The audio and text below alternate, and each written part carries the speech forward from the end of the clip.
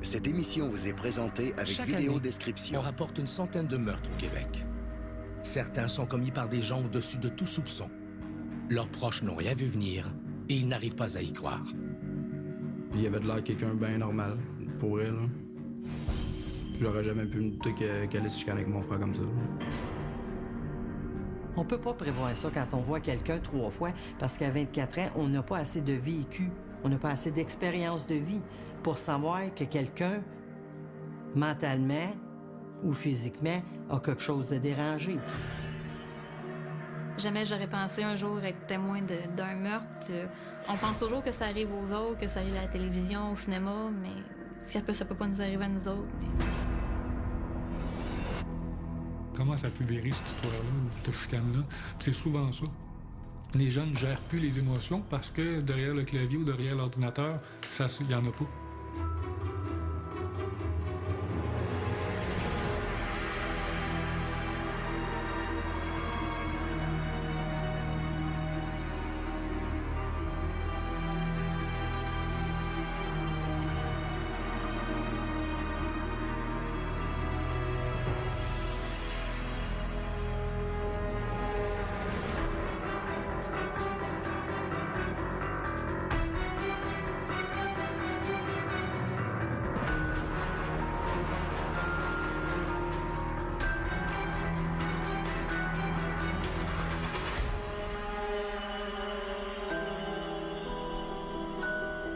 Le 25 novembre 2011, à 18h, Luc Junior Lavoie annonce à sa petite amie Annick Lapierre qu'il se rend chez leur voisin, Maxime Fausse, dans l'intention de lui emprunter quelques dollars. Luc avait dépensé son argent complet au bar la veille, donc il était accro aux boissons énergisantes. Donc il avait plus de sous pour s'en acheter, puis s'il n'y en avait plus, c'était la guerre dans la maison, il était vraiment accro à ça. Donc il a demandé des sous à Maxime. Puis Maxime a accepté d'y en prêter.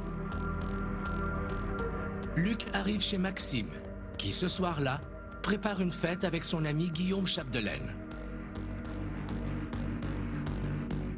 Le temps passe et Luc ne revient toujours pas auprès d'Annick qui l'attend. J'ai décidé d'aller chez Maxime, peut-être parce que j'avais un petit doute qu'il se passait quelque chose, parce que ça faisait au-dessus d'une heure qu'il était parti. Je me suis pris pas une heure à aller chercher une boisson, là. Le dépanneur, il était à un coin de rue, donc je me doutais qu'il se passait quelque chose. Je vais en avoir qu'un net, je vais y aller. Près d'une demi-heure après l'arrivée de la jeune femme, Luc Junior Lavoie et Maxime Fausse sortent dans la rue, tous deux maculés de sang. Que s'est-il donc passé dans cet appartement? Pourquoi la soirée a soudainement tourné au drame?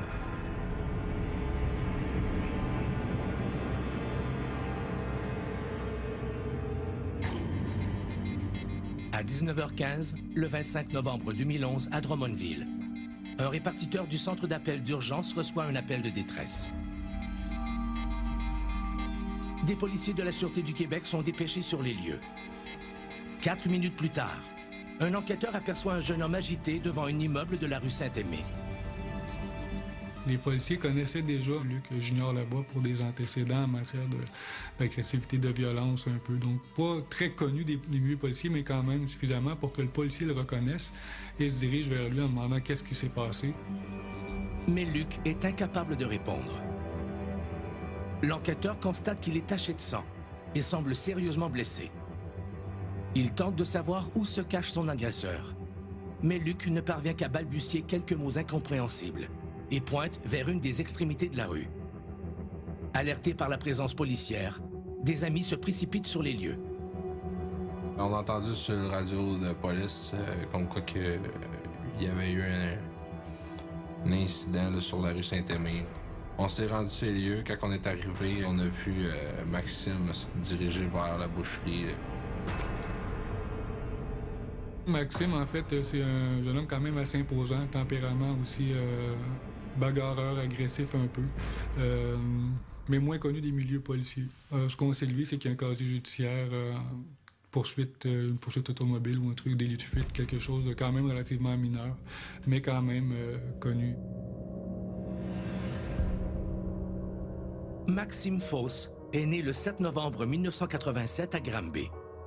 5 ans plus tard, alors que ses parents divorcent, le jeune garçon doit faire face à une nouvelle réalité.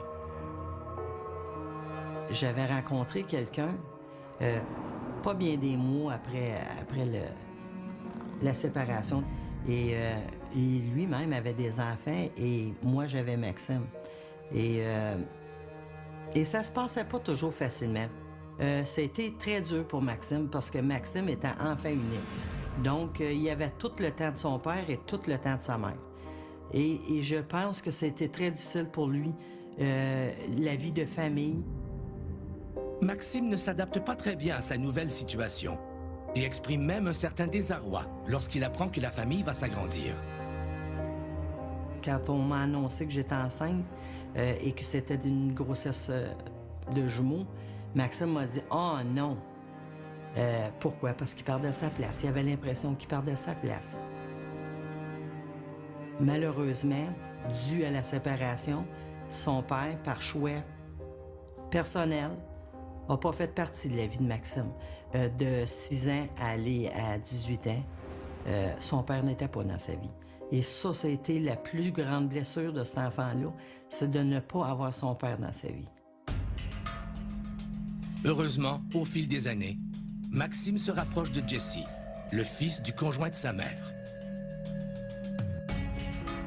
On avait une vraie relation comme des frères parce que on pouvait se chicaner souvent, mais dans le fond, là, on pouvait passer une nuit ensemble, à triper ensemble, là, mais on restait ensemble quand même parce que on s'aimait comme des frères.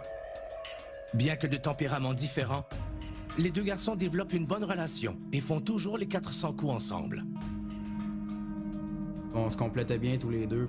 Il y a des côtés que j'étais capable d'y apporter. Là, moi, je donnais de la confiance, puis je pense bien qu'il aimait ça. Puis, dans le fond, moi, j'avais des côtés de lui que j'avais besoin. Parce que moi, j'ai de la misère à m'affirmer. Mais lui, il s'affirme au bout, en masse. Il dit son point de vue. Maxime a des difficultés à l'école et se trouve incapable de terminer ses études secondaires. J'y aidais tous les soirs à faire ses leçons et ça rentrait pas. Ça rentrait pas. Malheureusement, même si le jeune il voulait, ça rentrait pas, ces informations-là. Et donc, on a réussi à convaincre l'école de l'envoyer chez ma sœur en Floride pour qu'il travaille avec mon beau-frère. Mais dû à son manque d'études, c'était difficile pour lui de se trouver un emploi. Avec le peu de perspectives professionnelles qui s'offrent à lui, Maxime est contraint de vivre de prestations d'aide sociale. Maxime, il aurait aimé ça, avoir un emploi stable, mais dans le débosselage, dans un métier qu'il aime. Dans la mécanique, quelque chose là-dedans, vraiment, je pense que ça aurait été quelque chose qu'il aurait voulu faire comme carrière. Maxime déménage quelques fois avant de louer un appartement sur la 105e avenue à Drummondville. C'est là qu'il fera la rencontre de ses nouveaux voisins, Annick Lapierre et Luc Junior Lavoie.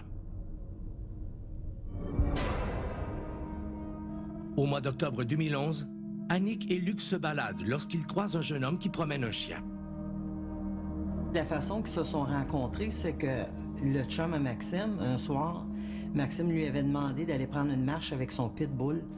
Et le petit chef de laine, tout en promenant le chien, il y a un garçon qui lui pose la question où t'as pris ton chien, man? Il est super beau, j'en veux un pareil. Et le petit chef de laine, il a dit c'est pas à moi le chien, c'est à mon chummy. Une rencontre s'organise alors avec Maxime. Luc lui propose d'échanger son chat et son téléviseur contre son chien. Une fois la transaction complétée, les jeunes commencent à sympathiser.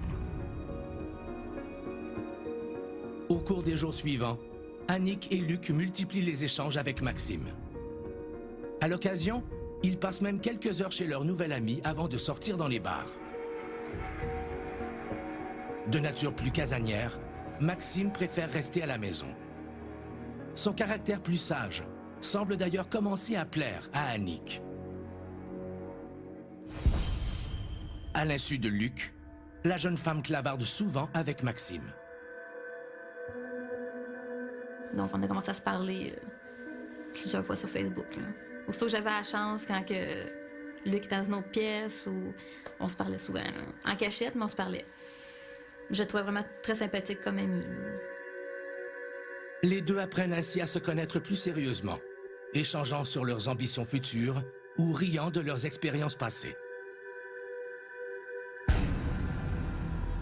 Le 25 novembre, quand Luc quitte Annick pour se rendre chez Maxime, il ignore non seulement qu'ils communiquent régulièrement ensemble, mais que quelque chose d'encore bien plus grave les unit.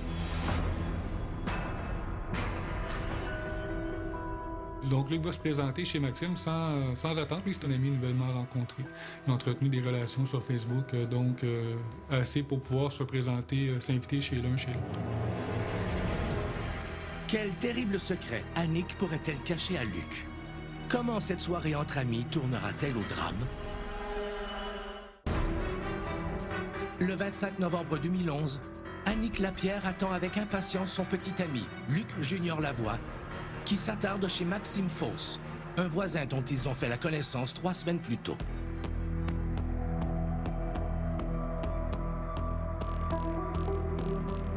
Le temps passe et Luc n'est toujours pas revenu. Annick s'inquiète de cette visite, car elle redoute que Maxime dévoile ce qui s'est passé entre eux 2 jours plus tôt.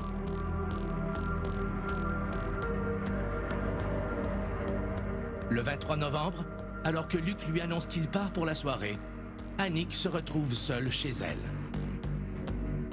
Il voulait pas que je vienne, donc ça me fâchait un peu, mais bon. Je vais rester à la maison. Je doutais fortement qu'il était parti avec une autre fille, comme d'habitude. Donc, j'ai dit, bon, je vais aller passer ma soirée sur Facebook à jaser avec mes amis. Ça va peut-être me changer les idées. Donc, j'ai vu que Maxime était en ligne. Il est venu me parler, donc il m'a invité à aller chez eux. Il dit, tant qu'à te morfondre chez toi, ben, viens me voir. Annick accepte l'invitation. Les 2 amis commencent à bavarder et rapidement, la conversation devient intime. On a écouté des films ensemble.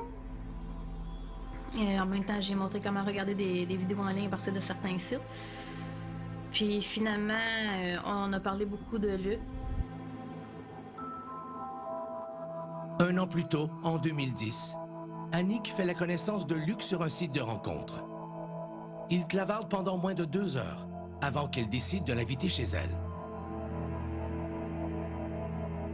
Quand j'ai ouvert la porte, ça a été le coup de foudre. Je le trouvais vraiment beau, puis on a passé la soirée ensemble, on a écouté des films, puis il a couché chez moi ce soir-là. Il est plus jamais reparti.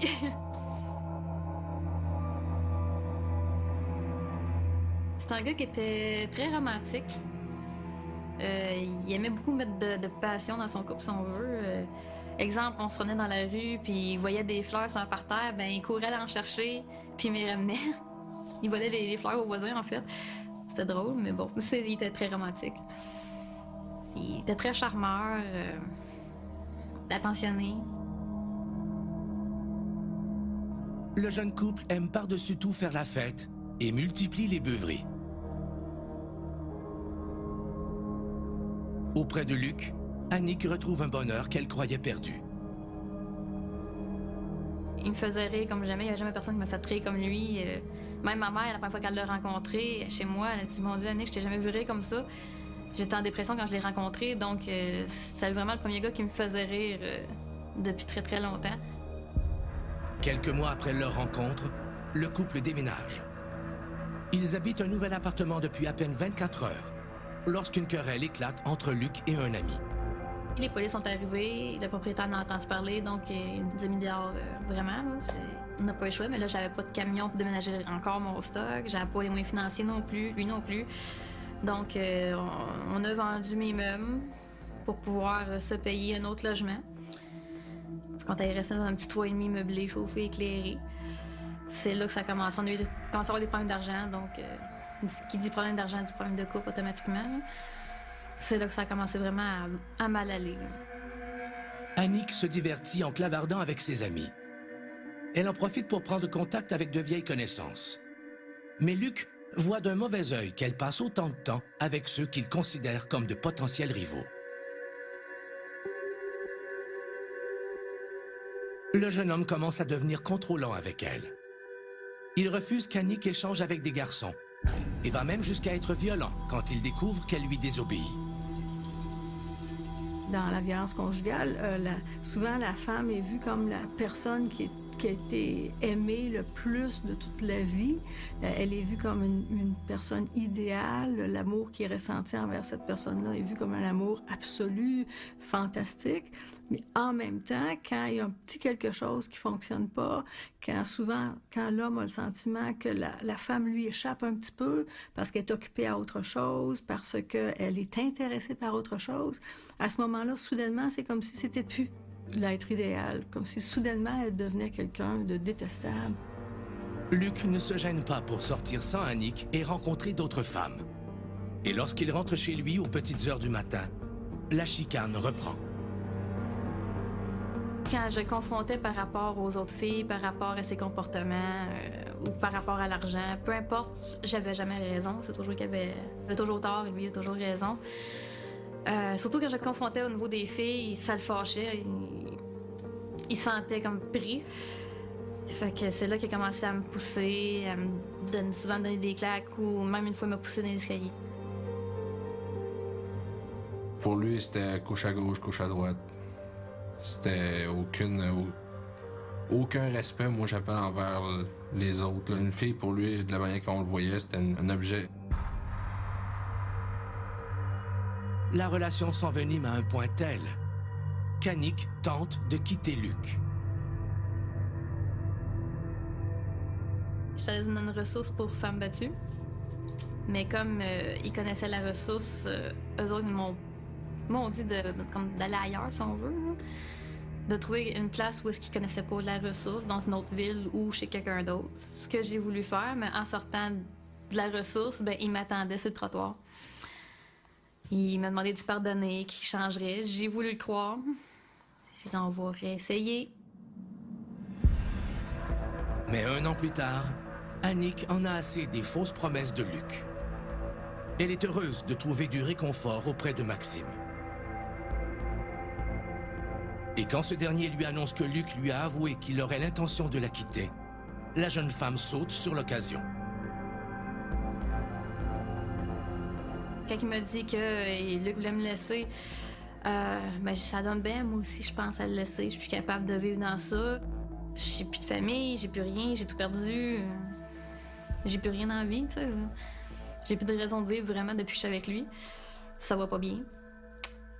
Par la suite, je sais pas comment ça s'est passé, ça s'est fait tellement vite. Il s'est collé à moi puis il m'a embrassé. J'ai pas rien fait, là. Je me suis même pas défendue. Dans le fond, peut-être que je le voulais, là. C'est alors que Maxime découvre qu'Annick a des ecchymoses et commence à questionner la jeune femme. Il m'a demandé comment c'était fait ça. C'est-tu Luc qui t'a fait ça? Ben, j'ai répondu oui, c'est lui qui me les a fait. Je voulais pas y mentir, je suis quelqu'un d'honnête déjà en partant. C'est là que ça l'a fâché, puis il m'a dit, je comprends pas pourquoi il te fait autant de mal, t'es tellement une bonne fille. Maxime est sous le choc. Annick lui a dit au cours de la soirée que Luc était jaloux et agressif. Mais Maxime ne se doutait pas que sa violence pouvait être aussi sérieuse. Je pense vraiment que pour lui, c'était pas correct ce qui se passait. Il a voulu prendre part à ce que la petite fille vivait avec lui. Toujours sans arrière-pensée. Et peut-être, je vous dis pas qu'il n'y avait pas des sentiments pour la fille. Je le sais pas s'il y en avait. Mais je pense sincèrement que Maxime, son idée était que pour lui, un homme qui frappe une femme, pour lui, c'était pas toléré. Maxime propose à Annick de se réfugier chez lui. Mais la jeune femme décline l'invitation. Le jeune homme lui offre alors de la venger. Et si tu veux, il dit, je peux écrire une volée, ça me dérange pas de faire un tour de valise. Regarde, moi, j'y ai répondu, ben, on fait pas ça, c'est de la violence par la violence, ça sert à rien. J'ai dit, oui, je vais le quitter, fait que ça sert absolument à rien que tu te mettes en danger pour moi ou quoi que ce soit. Puis il m'avait promis de rien faire, qui était pour me laisser faire. Sur ces derniers mots, Maxime et Annick s'embrassent à nouveau. Comment réagira Luc s'il apprend l'infidélité d'Annick avec celui qu'il considère comme son nouvel ami? Maxime osera-t-il mettre ses menaces à exécution?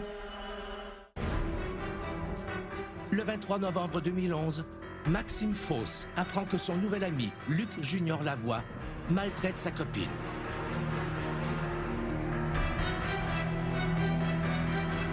Le soir même, après avoir eu une relation sexuelle, Maxime et Annick se promettent de se revoir le lendemain. Au courant de la nuit, Annick va se lever très tôt à 3 heures du matin après cette relation sexuelle-là et va quitter. Donc, c'est à l'insu, évidemment, de Luc. Annick est toujours en couple, en théorie, donc elle ne veut pas attirer l'attention, donc ne va pas coucher là, va retourner chez elle. Je me suis couchée, puis je me suis réveillée le lendemain matin quand Luc m'a téléphoné pour me dire qu'il avait passé la nuit dans un poste de police, qu'il s'était fait arrêter au bar pour une bagarre. Je dis, ben, regarde, je vais t'attendre. Puis il est arrivé peut-être vers midi à 1h. Mais plutôt que d'annoncer à Luc qu'elle souhaite le quitter, Annick passe l'après-midi à regarder des films avec lui. Le soir venu, ils partent faire la fête dans un bar avant de rentrer aux petites heures du matin. Dans l'après-midi du 25 novembre, les deux se lèvent encore éméchés. On se met chacun sur nos ordinateurs, on va sur Facebook. Moi, je regardais des films en ligne. Lui, je sais pas trop ce qu'il faisait, sûrement en train de parler à d'autres filles. En fin d'après-midi, Maxime contacte Annick. Elle craint aussitôt que Luc découvre leur conversation, mais ne peut réprimer son envie de lui répondre.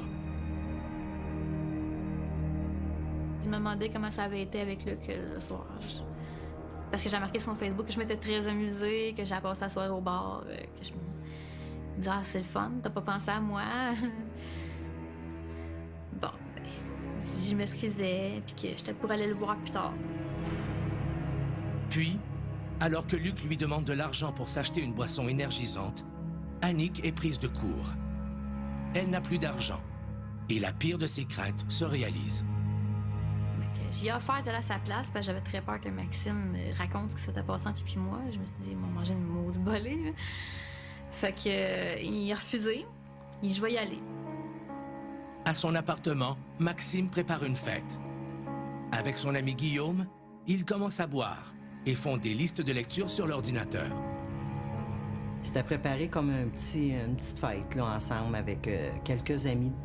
Et ce party-là devait avoir lieu vers 7h15. Il était très, très heureux, très emballé.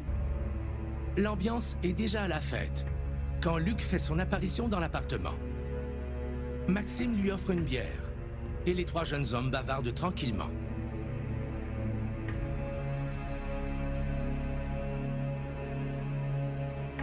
La soirée s'annonce bien quand, contre toute attente, Maxime décide de confronter Luc sur les violences qu'il fait subir à Annick.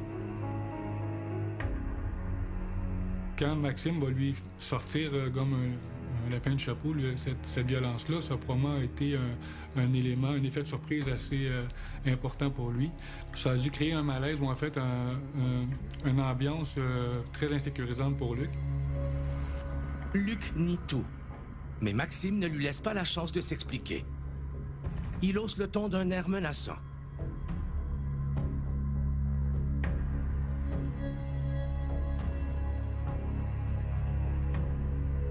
Quelques instants plus tard, Annick fait son apparition. La jeune femme remarque aussitôt la tension qui règne dans l'appartement. Je dis, qu'est-ce que tu fais? Ils ont ça de la gueule. Ah! Puis c'est là que Maxime a commencé à poser des questions. Il dit, tu bats ta blonde, t'es pas correct, tu devrais en prendre soin, demande-toi pas pourquoi elle veut te crisser là. Malgré la présence d'Annick, Luc nie toujours l'avoir frappé. Il craint que la situation ne s'envenime. Luc me regardait avec des yeux, avec des couteaux dans les yeux. Là. Je me rappelle de vraiment avoir eu peur qu'il parte après moi. C'est pas vrai, dis que je t'ai jamais touché. Puis je me souviens avoir répondu, c'est quoi, si t'en souviens pas, là? La présence de Maxime donne du courage à Annick, qui, pour la première fois, tient tête à Luc. Les ecchymoses qu'elle dévoile sont autant de preuves de la violence et du mépris qu'il a envers elle. Luc est pris au dépourvu. Ne sachant plus trop comment réagir pour se sortir de l'impasse, il insulte Annick et sort de l'appartement en prétextant vouloir prendre de l'air.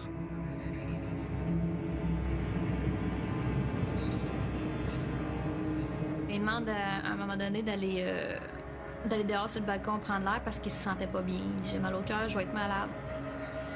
Fait que Maxime accepte, mais à condition que Guillaume le suive, qu'ils vont sur le balcon. Et moi, j'ai resté dans l'appartement, sur le bord de la porte des toilettes, et j'entends dire Guillaume, Chris, il se sauve.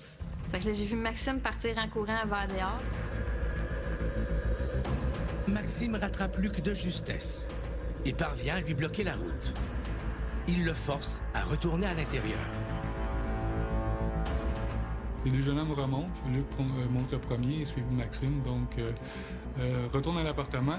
Et ce qu'on peut déduire un peu de la situation, c'est que là, à un moment donné, Luc se sent un peu pris au piège. Il se ramasse avec deux individus, probablement en boisson. La journée a été relativement longue, tout le monde a bu un peu. Et Maxime, il disait, j'ai pas peur de toi, j'ai pas peur d'aller en prison 2-3 ans pour toi. Maxime invite Luc à se battre. Et devant le refus de ce dernier d'en venir au point, ses commentaires deviennent plus acerbes. Il y a différents chemins qui peuvent mener à la violence. C'est certain qu'il y a des chemins qui mènent à une sorte de violence qui est impulsive. Et puis il y a d'autres chemins qui mènent à une violence qui est beaucoup plus du côté, si on veut, de la domination, du triomphe sur sa victime. Donc dans ce chemin-là, c'est un chemin qui est souvent basé sur un sentiment de manque, un sentiment d'être privé, un sentiment de ne pas avoir ce qu'il faut. Et dans ce vécu-là, il y a beaucoup d'envie, une impression que les autres ont ce qui nous fait défaut. Les insultes et l'agressivité de Maxime effraient Luc à un point tel qu'il se soumet maintenant à sa volonté. Et une façon de ne pas trop ressentir ce manque-là, cette envie-là, mais c'est justement de chercher à renverser les rôles et à exercer auprès des gens qu'on voit comme ayant ce qu'on voudrait avoir, mais une position de domination. Et cette domination-là s'exprime de toutes sortes de façons. Ça s'exprime à travers le contrôle, ça s'exprime à travers le triomphe sur l'autre, et ça s'exprime à travers cette humiliation qui est si caractéristique d'une forme de violence qui est une violence qui est beaucoup plus, on peut dire le mot sadique. Maintenant à l'abri des regards et entièrement sous le contrôle de son agresseur, Luc trouvera-t-il le moyen d'apaiser la soif de vengeance de Maxime? Le 25 novembre 2011, Maxime Fausse affirme vouloir venger Annick Lapierre des violences que lui fait subir son petit ami, Luc Junior Lavoie. Maxime multiplie les injures et le ton monte. Il devient violent physiquement et pousse Luc à plusieurs reprises. Mais ce dernier refuse de répliquer et encaisse les coups. Maxime projette Luc dans la salle de bain et le blesse. Le voyant se tordre de douleur, il se tourne vers Guillaume et les deux jeunes hommes se moquent de lui. Luc est tombé sur un lavabo. Il était 2-3 minutes couché à terre, puis quand il respirait, il avait le souffle coupé, il avait un gros bleu dans le dos. Il a fini par se relever, puis il demandait pardon à Maxime. « Je veux pas me battre, t'es mon chum. Je veux pas me battre avec toi. Je te demande pardon. » Maxime ne veut rien entendre des excuses de Luc. Il lui ordonne de s'agenouiller devant Annick et de s'excuser. Terrifié, le jeune homme s'exécute et demande des excuses à Annick.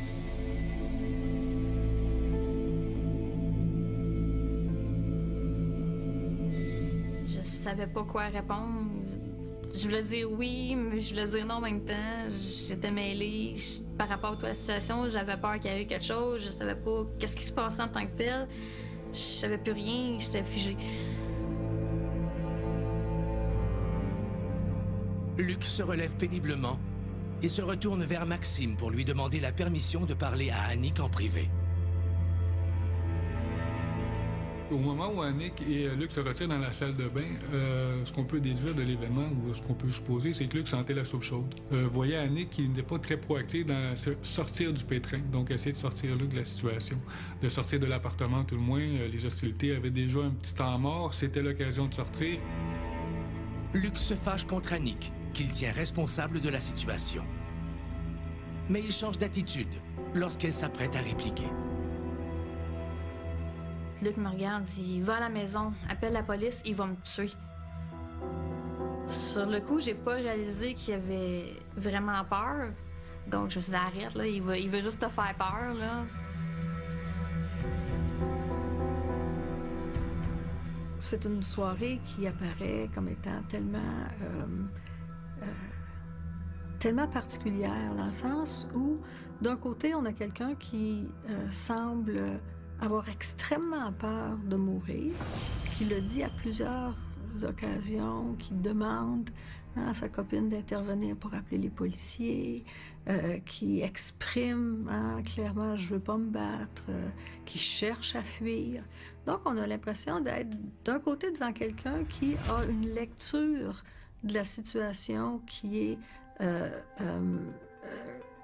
d'une situation qui est extrêmement dangereuse. Et d'un autre côté, on a l'impression d'être devant quelqu'un d'autre qui a une lecture de la situation comme étant un jeu. C'est une sorte de jeu. Annick et Luc sortent de la salle de bain et la jeune femme quitte l'appartement sous les yeux emplis d'espoir de Luc. Mais en attendant son retour avec de l'aide policière, Luc doit faire face à Maxime. Le jeune homme saisit une nouvelle fois Luc à la gorge et le plaque contre le mur.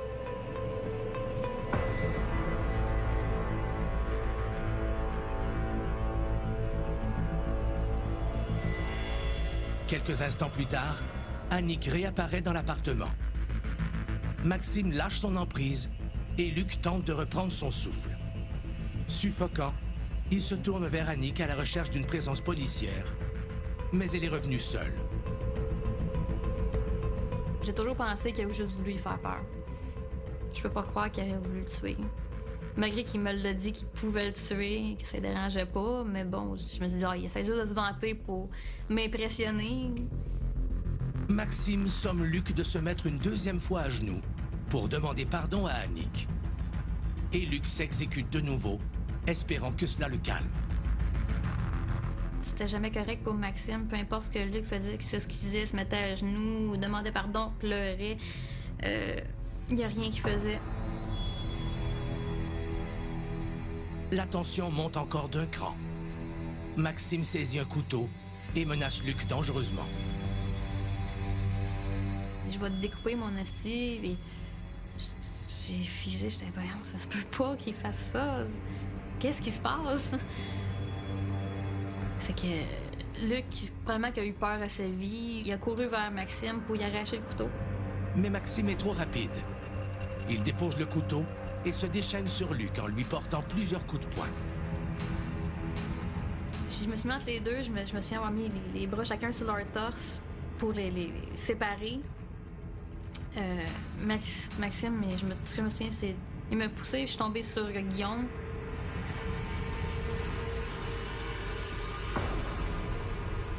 Puis j'ai entendu un grand cri. Je me suis retourné les yeux, puis il y avait du sang partout. Annick lève la tête et s'aperçoit que Maxime perd une grande quantité de sang. Je me rappelle avoir tourné les yeux, d'avoir vu Maxime avec plein de sang sur lui. Je me rappelle qu'il y avait une plaie au visage, une à l'épaule, une au torse, mais je me souviens pas vraiment où. Puis j'ai vu les yeux à Maxime.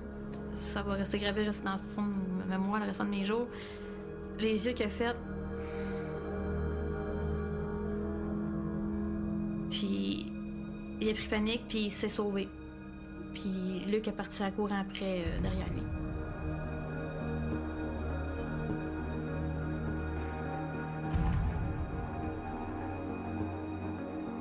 Guillaume est sorti aussi, il m'a regardé, il dit « Reste pas là, on va se faire arrêter. »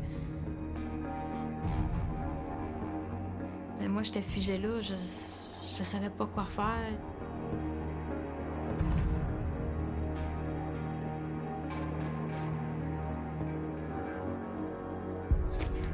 Les deux hommes prennent alors des chemins différents. Après l'agression, donc, Maxime se retrouve à la boucherie, ensanglanté. Luc, pendant ce temps-là, lui, retourne chez lui, retourne à son appartement et va contacter les policiers en mentionnant qu'une agression vient d'être commise. Donc, les policiers se présentent. Luc va à leur rencontre, sort à l'extérieur et, à l'arrivée des policiers, va donner la version des faits. Après avoir bafouillé quelques mots incompréhensibles, Luc mentionne à l'enquêteur qu'il n'est pas la victime de l'incident et que c'est lui qui a poignardé Maxime Foss. Il est aussitôt mis en état d'arrestation. Annick assiste à la scène. Quand je suis sortie, j'ai vu Luc me noter. Et je me rappelle pas grand-chose de ce moment-là. J'étais vraiment en état de choc. Là. Je me rappelle que la policière... Il y a une policière qui m'a pris par le bras et m'a rentré de force dans le bloc parce que, apparemment, je criais, je pleurais. Pendant ce temps, des ambulanciers arrivent à la boucherie où Maxime s'est réfugié. Maxime Foss est dans un état critique. Il est grièvement blessé. Survivra-t-il à cette violente altercation?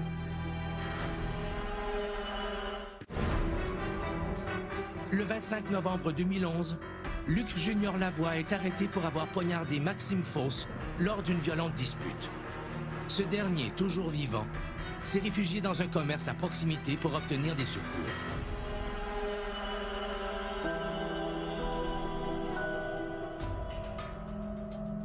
À la boucherie, le mur a une bonne éclaboussure où il a probablement perdu pied ou s'est appuyé avant de rentrer dans le commerce et une bonne mare de sang, évidemment, sous la chaise dans le commerce où il s'est affaissé là, avant l'arrivée des policiers.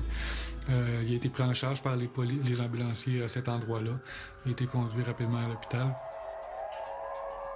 Quelques heures plus tard, vers 3 heures du matin, la mère de Maxime reçoit la visite de policiers venus lui apprendre la terrible nouvelle. J'étais bouleversée. De 1, je m'attendais jamais à avoir une visite comme ça. Et de 2, j'étais fatiguée premièrement de ma soirée. Je venais de terminer mon travail. Et là, je me suis mis à trembler avec ces informations-là. J'étais incapable de parler. La mère se rend au chevet de son fils qui gît entre la vie et la mort. Maxime a reçu 9 coups de couteau, dont certains ont atteint des organes vitaux. Le pronostic des médecins est sombre.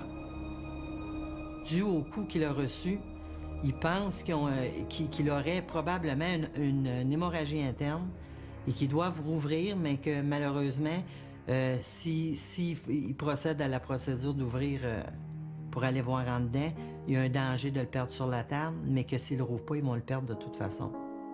Entre-temps, les enquêteurs interrogent Luc Junior Lavoie afin d'obtenir sa version des faits et tentent de déterminer comment Luc en est arrivé à poignarder Maxime. Je me suis relevé, il m'a pogné à la gorge, il m'a recrissé dans le coin à terre. C'est là que j'ai vu noir, puis là, c'est là que je perds le bout. J'ai parti, clac, clac, clac, clac, clac, j'ai rentré dedans. J'ai fait le fuck off, il n'y a plus rien à faire, regarde, faut que je parte après, j'ai pas le choix, faut que je me défende. Je voyais plus aucune solution possible autour. Même j'aurais essayé de me sauver. Il a dit, je vais aller le chercher en bas, me piquer mon esti.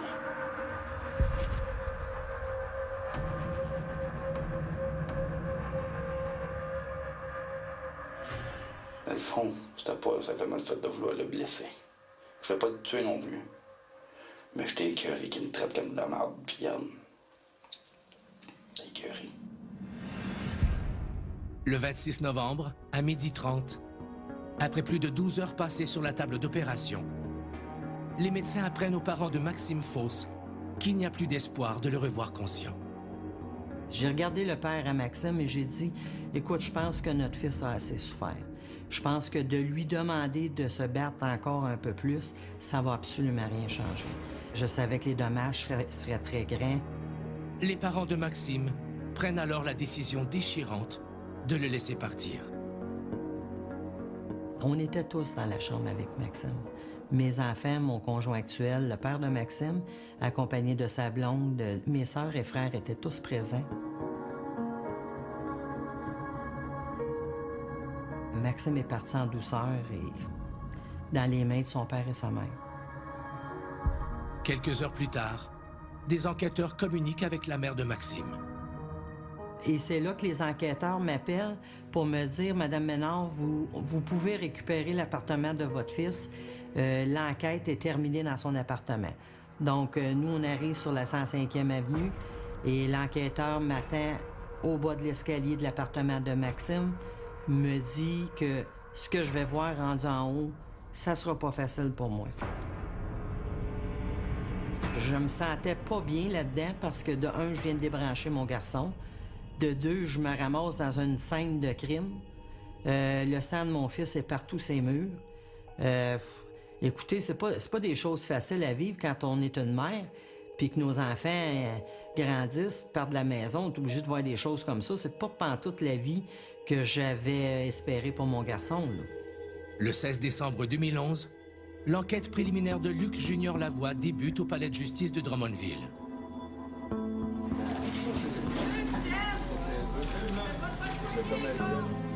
Des détails de son enfance refont alors surface. Très tôt, Luc Junior Lavoie aurait développé des problèmes de comportement. Luc Junior Lavoie, en fait, a été élevé par une mère adoptive, a fait plusieurs centres d'accueil, centres d'hébergement, problème de bipolarité, problème de comportement, donc va passer d'un extrême à l'autre. Quelqu'un de très jovial à quelqu'un de très agressif. Rentre difficilement en contact avec les gens de ce qu'on en sait, ce qui a été mentionné. Ce qu'on apprend, c'est que c'est un gars quand même timide, mais une fois que cette barrière-là est dépassée, devient rapidement contrôlant. C'est un garçon, probablement, que vu qu'il n'a pas eu une vie stable, je pense que c'est un petit gars qui est hypothéqué par la vie. Je pense que c'est un petit gars qui était malheureusement pas aimé comme on doit aimer ses enfants. Et je pense que c'est ça la rage qu'il avait en dedans de lui. Et c'est probablement une rage qu'il n'a pas été capable de contrôler.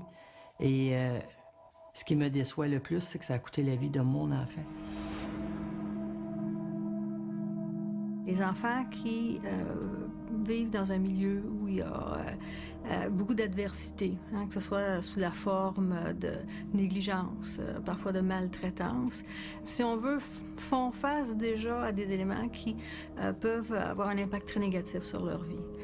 On sait, par exemple, que le fait d'être placé très jeune, de vivre des séparations avec les premières figures d'attachement, ça constitue des facteurs de risque pour le développement, d'avoir des perturbations dans le développement, et encore plus précisément pour présenter par la suite des problèmes de développement du côté là, des troubles de comportement, éventuellement de la délinquance. Le 4 novembre 2013, 2 ans après le meurtre de Maxime Fausse, Luc Junior Lavoie, alors âgé de 25 ans, plaide coupable à une accusation de meurtre au 2e degré. Il écope d'une peine de 7 ans d'emprisonnement. De mon point de vue, en connaissant mon fils, je peux vous dire que je pense que si Maxime a sorti le couteau, je pense parce que c'est lui qui a eu peur pour sa sécurité. Mon fils, c'était pas un petit gars qui aimait se battre. C'est sûr que si on l'attaquait, il ripostait. Mais dans ce qu'on a entendu à la cour, et que je suis sincère, je pense pas que Maxime est la cause de sa mort. Je pense qu'il a voulu rendre justice à cette demoiselle-là et que ça lui a coûté sa vie. Les témoins d'une altercation devraient toujours réagir avant que la situation ne dégénère. Un mot, un geste ou un appel à l'aide sont souvent suffisants pour apaiser les esprits et ainsi éviter une escalade de violence.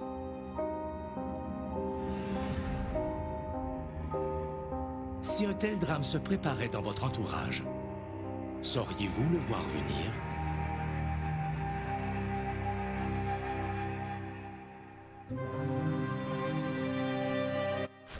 Ils ont la rage, sont déviants et habités par le mal. Enfants tueurs, dans un instant, au Vendredi policier.